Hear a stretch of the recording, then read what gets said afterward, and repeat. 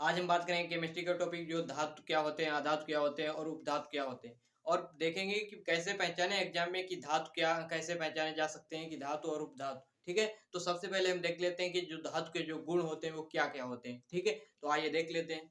तो come to the point. तो इनमें जो धातु होते हैं इनको क्या कहते हैं, मेटल कहते हैं। इंग्लिश में क्या कहते हैं, मेटल कहते हैं। ठीक है, तो उसके जो गुण होते हैं इनका, इन तत्वों का आयनन विभव, इलेक्ट्रॉन घनत्व और विद्युत ऋणात्मकता। क्या, विद्युत ऋणात्मकता जो क्या होती, बहुत ही कम होती। क्या होती, बहुत ही कम होती। इसलिए ये इलेक्ट्रॉन जो है आसानी से त्याग देते हैं। क्या करते हैं, इलेक्ट्रॉन जो है आसानी से त्याग देते हैं, इसलिए इसमें धारा प्रवाह हो जाती है। क्या हो जाती है, धारा धारा प्रवाह हो जाती है। ठीक है, तो दूसरा पॉइंट देख लेते हैं हम। इनमें धात्विक चमक पाई जाती है। क्या पाई जाती है, धात्विक चमक आती है, पाई जाती है। जी हाँ, तो इसमें धात्विक चमक क्यों पाई जाती है, क्योंकि इनके आखिरी कोष में, जो अंतिम कोष में जो है इलेक्ट्रॉन जो है मुक्त होते हैं। कैसे, फ्री इलेक्ट्रॉन होते हैं। कैसे होते हैं, फ्री इलेक्ट्रॉन होते हैं। ठीक है, तो आप दूसरा पॉइंट समझ गए। तो हम तीसरा पॉइंट देख लेते हैं कि इनका गलनांक उच्च होता है। क्या होता है, गलनांक इनका बहुत ही उच्च होता है। क्या होता है, बहुत ही उच्च होता है। सोना होगा आपने, जो लोहा होगा, लोहा का भी बहुत ही ज्यादा, जो गलाने में बहुत ही टेम्परेचर देने पर ये गलते हैं। क्या होते हैं, गलते हैं। इनका बॉइलिंग पॉइंट, क्या बॉइलिंग पॉइंट, क्वथनांक क्या होता है, बहुत ही उच्च होता है। क्या होता है, बॉइलिंग पॉइंट भी बहुत ही उच्च होता है। ठीक है, तो और पॉइंट देख लेते हैं। ये ऊष्मा व विद्युत के सुचालक होते हैं। जी हाँ, ये ऊष्मा मतलब विद्युत के सुचालक। क्या होते हैं, विद्युत के सुचालक। जिसमें धारा प्रवाह हो जाए उसे क्या कहते हैं, विद्युत के सुचालक के सुचालक कहते हैं। क्या कहते हैं, सुचालक कहते हैं, जिसमें धारा प्रवाह हो जाए। ठीक है, तो और दूसरा पॉइंट देख लेते हैं हम।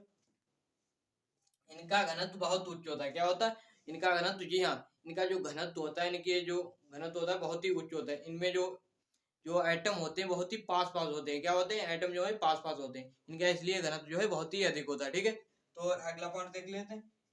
इनमें तन्यता पाई जाती है। क्या, तन्यता क्या होती है, तन्यता क्या होती है, तन्यता होती है कि जिसको हम लंबा किया जा सके, जिसको खींच खींच कर लंबा किया जा सके। जैसे अल्युमिनियम का तार हो गया, जो और कापर का तार हो गया, इनको हम लंबा किया जा सकता है। ठीक है, ये धातु के ही गुण होते हैं। क्या होते हैं, धातु के गुण होते हैं।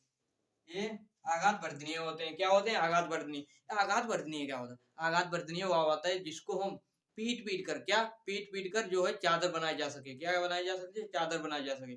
आपने देखा लोहे की चादर बनाई जाती है, और बहुत सी मतलब पतली पतली चादरें बनाई जाती हैं। ठीक है, उसकी चादर बनाई जा सके।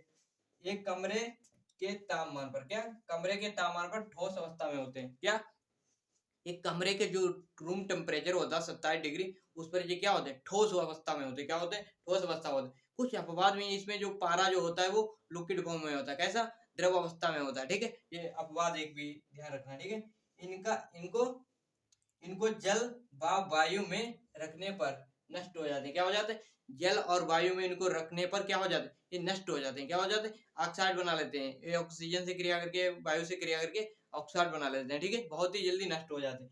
यानी कि एग्जाम्पल है, या फिर आयरन हो गया, अल्मोनियम हो गया, जिंक हो गया, कापर है और निकिल है।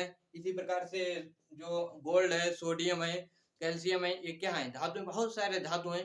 तो अब देखो हेडिंग डाल लेते हैं, आधातु। क्या, आधातु, ये आधातु। क्या, नॉन मेटल। नॉन मेटल क्या होते हैं, ठीक है, तो उसके आज हम गुण देख लेते हैं। क्या, गुणधर्म। ठीक है, तो नॉन मेटल, आधातु को क्या कहते हैं इंग्लिश में, नॉन मेटल कहते हैं। ठीक है, तो इनके जो गुण है उनको देख लेते हैं। पहला पॉइंट है इनका आयनन विभव, विद्युत ऋणात्मकता और इलेक्ट्रॉन एफिनिटी। क्या, इलेक्ट्रॉन एफिनिटी या इलेक्ट्रॉन बंधुता क्या होती है, बहुत ही उच्च होती है। क्या होती है, बहुत ही उच्च होती है। ये इलेक्ट्रॉन को त्यागते नहीं है। क्या, त्यागते नहीं है, ये ग्रहण कर लेते हैं। क्या, ग्रहण कर लेते हैं। होते थे वो इलेक्ट्रॉन को जल्दी से त्याग देते हैं, त्याग देते हैं, लेकिन ये ग्रहण करते हैं। क्या करते हैं, ग्रहण करते हैं। ठीक है, तो अब अगला पॉइंट देख लेते हैं। ये वर्णनीय वाह तन्य नहीं होते। क्या, आघात वर्धनीय और तन्य नहीं होते हैं। मतलब हद जो थी वो खींच कर हम बड़ा किया जा सकता, लंबाई मतलब तार बनाया जा सकता था, उसकी चादर बनाई जा सकती थी धातुओं की। लेकिन अधातुओं की ना तो चादर बनाई जा सकती है, ना तो उनको खींच कर लंबा किया जा सकता है। ठीक है, ये पॉइंट क्लियर हुआ। तो अगला देख लेते हैं, धात्विक चमक नहीं पाई जाती। क्या है, धात्विक चमक नहीं, एक चमकते हुए नहीं दिखते हैं, कैसे कोई चमकती हुई नहीं दिखती। ठीक है, तो इसमें धात्विक चमक नहीं पाई जाती। ठीक है, और इसमें जो फ्री इलेक्ट्रॉन, जैसे धातु में फ्री इलेक्ट्रॉन होते हैं तभी तो धातु चमकती है, लेकिन इसमें फ्री इलेक्ट्रॉन जो है चमकते ही नहीं है, मतलब फ्री इलेक्ट्रॉन होते ही नहीं है, इसलिए चमकती नहीं है। ठीक है, ये भी पॉइंट क्लियर हो गया। और ये विद्युत के कुचालक होते हैं।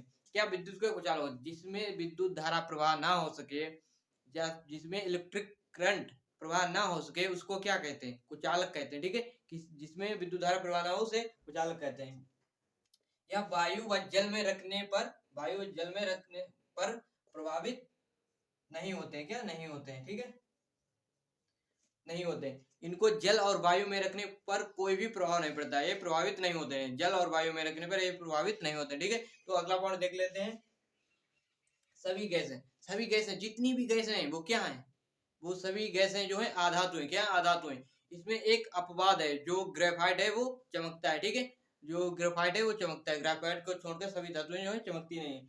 और जो एग्जाम्पल है इनके, ऑक्सीजन जैसे हो गया, नाइट्रोजन हो गया, हाइड्रोजन, नियान, जीनान, सल्फर, फास्फोरस, ये क्या है? एग्जाम्पल है, ठीक है। तो अगला पॉइंट डाल लीजिए कि धातु और आधातु और उपधातु को कैसे पहचाने एग्जाम में, ठीक है। दोस्तों हेडिंग डाल लीजिए, कैसे पहचाने धातु आधातु उपधातु, एग्जाम में कैसे पहचाने, ठीक है। तो पहले हम थोड़ा मोड़ा ऐसे ही बता देते हैं। धातु, मान लो कोई धातु होगी, मान लो कोई क्षण है, कोई क्षण है, इसमें एक हम धारा प्रवाह करेंगे, करंट प्रवाह करेंगे, एक बार में यहाँ से यहाँ तक करंट प्रवाह हो जाए तो क्या है? ये धातु है, क्या है? धातु है, ठीक है। कोई क्षण है, इसमें हमने धारा प्रवाह की, एक बार में ही धारा प्रवाह हो गई तो उसको क्या कहते हैं? धातु कहते हैं, ठीक है। उसी प्रकार से कोई क्षण है, इसमें हमने धारा प्रवाह की, अगर प्रवाह हो गई तो ये धातु है। अगर धारा प्रवाह जो है हमने यहाँ से की, यहाँ पर नहीं गई, मतलब प्रवाह नहीं हुई, वो क्या है? क्या है? अधातु, क्या है? नॉन मेटल है, ठीक है। और उपधातु क्या होते हैं? उपधातु जिसमें धारा तो प्रवाह होती है लेकिन कोटरों की सहायता से, किसकी सहायता से? कोटर की सहायता से धारा प्रवाह होती है, ठीक है। मान लो कोई क्षण है, उसमें धारा प्रवाह होगी लेकिन कोटर की सहायता से होगी, ठीक है। जैसे हमारी मेमोरी कार्ड होती है, उसमें जो उपधातु होते हैं, ठीक है, क्या जर्मेनियम सिलिकॉन होते हैं, वो उपधातु होते हैं। मेमोरी कार्ड हो गई, सिम कार्ड हो गया, ठीक है, इसमें उपधातु का प्रयोग किया जाता है। अब हम एग्जाम में तो देगा नहीं कि मतलब कोई तार दे दिया, खींच के देख लो, पीट कर देख लो। एग्जाम में तो कोई एलिमेंट देगा, क्या देगा? एलिमेंट देगा, और पूछेगा कि ये धातु है, क्या उपधातु है कि आधातु है, ठीक है। तो उसके लिए हम एक ट्रिक, क्या ट्रिक? तो ट्रिक है, तो देख लीजिए, ट्रिक है 1 2 3। 1 2, किसी भी एलिमेंट के बाहरी कोश में, किसी भी एलिमेंट के बाहरी कोश में 1 2 3 इलेक्ट्रॉन होते हैं, क्या होते हैं? 3 इलेक्ट्रॉन हो तो आप समझ जाइए मतलब ये धातु है, ठीक है। अगर किसी इलेक्ट्रॉन के किसी एलिमेंट के बाहरी कोश में 4 इलेक्ट्रॉन हो, कितने हो? 4, तो उपधातु होगी, क्या होगी? उपधातु होगी। और इसी प्रकार किसी भी एलिमेंट के आखिरी कोश में 5 6 7 8 इलेक्ट्रॉन उपस्थित हैं तो क्या है? वो आधातु है, क्या? नॉन मेटल है, ठीक है। तो हम पहले आपको बता दें कि ये आखिरी उपकोष क्या होता है और कहाँ पर जो होता है, ठीक है। मान लो हमें निकालना है सोडियम का, सोडियम हमको मालूम नहीं कि धातु है, उपधातु है कि आधातु है, ठीक है। सोडियम को परमाणु क्रमांक याद रखना चाहिए, से परमाणु क्रमांक याद होगा तभी आप निकाल सकते हो, ठीक है। तो सबसे पहले हम सोडियम का निकाल लेते हैं। सोडियम का परमाणु क्रमांक होता है 11, कितना होता है? 11। तो इसका हम इलेक्ट्रॉनिक विन्यास करेंगे, क्या करेंगे? इलेक्ट्रॉनिक विन्यास करेंगे। 2 8 1 2 8 10 11, कितने? 11। आखिरी ये संयोजी इलेक्ट्रॉन हो गए, क्या? संयोजी कोष में संयोजी इलेक्ट्रॉन है, ये क्या है? बाह्यतम कोष है, क्या है? बाह्यतम कोष है, ये क्या है? बाह्यतम कोष है, ये वैलेंसी कहते हैं इसको भी। और यही यही यही क्या है? बाह्यतम इलेक्ट्रॉन है, क्या है? बाह्यतम इलेक्ट्रॉन है। यहीं पर अगर एक हो, क्या हो? एक हो, दो हो, तीन हो तो क्या होगा? ये धातु होगा। अगर यहीं पर 4 हो जाए तो क्या होगा? उपधातु होगा, ठीक है। और यहाँ पर 5 6 7 8 8 हो जाए तो क्या होगा? यहाँ पर क्या होगा? ये हो जाएगा आधातु, क्या हो जाए? आधातु हो जाएगा, ठीक है। इस प्रकार से आपने देखा कि ये क्या है, इसके बाहरी कोश में कितने इलेक्ट्रॉन है? एक है। तो देख लेते हैं ट्रिक में क्या है। ये कहाँ पर है? यहाँ पर है। ये क्या है? धातु है, क्या है? धातु है। इसी प्रकार से यहाँ पर देख लीजिए क्या है? ये धातु है, मैंने इसीलिए यहाँ पर भी लिखा है। ये क्या है? ये धातु है, क्या है? धातु है। इसी प्रकार से और भी एग्जाम्पल देखते हैं। मान लो लिथियम, क्या? लिथियम, लिथियम का परमाणु क्रमांक होता है 3, कितना होता है? 3, ठीक है, 3 होता है परमाणु क्रमांक। इसका हम इलेक्ट्रॉनिक विन्यास करेंगे, क्या करेंगे? इलेक्ट्रॉनिक विन्यास करेंगे। 2 1 2 1 3, क्या? 2 1 3 2। इसके बाह्यतम कोश में कितने इलेक्ट्रॉन है? 1 इलेक्ट्रॉन है। तो ये क्या है? ये क्या है? ये धातु है, क्या है? धातु है, क्या है? धातु है, ठीक है, ये धातु है। मान लो कैल्शियम, क्या? कैल्शियम, कैल्शियम क्या है? पता नहीं कैल्शियम क्या है। कैल्शियम का परमाणु क्रमांक होता है 20, कितना होता है? 20, कितना होता है? 20, ठीक है। इसका हम इलेक्ट्रॉनिक विन्यास करेंगे, क्या करें? इलेक्ट्रॉनिक विन्यास करेंगे। तो 2 8 8 2 8 10 10 8 18 2 20 2 20। तो आखिरी उपकोष में कितने इलेक्ट्रॉन है? 2 इलेक्ट्रॉन है, कितने? 2।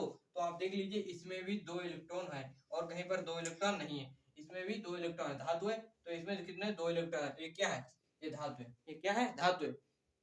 ये आपने 3 एग्जाम्पल देखे धातु के, ठीक है।